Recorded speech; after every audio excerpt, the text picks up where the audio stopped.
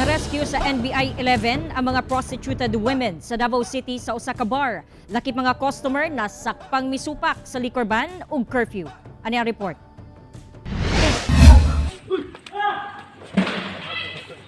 Walang nalabas.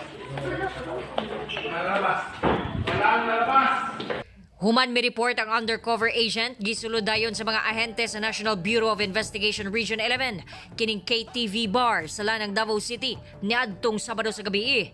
Pinaagi sa entrapment operation, gidawat sa usa ka alias Raki nga nagtrabaho sa maong bar ang 3,500 pesos marked money nga bayad sa babae alang sa prostitusyon. Daling girescue ang mga babae sulod sa bar ug giaresto si Raki kinsa magatubang og kasong pagsupak sa Republic Act 10364 kon Expanded Anti-Trafficking in Persons Act of 2012.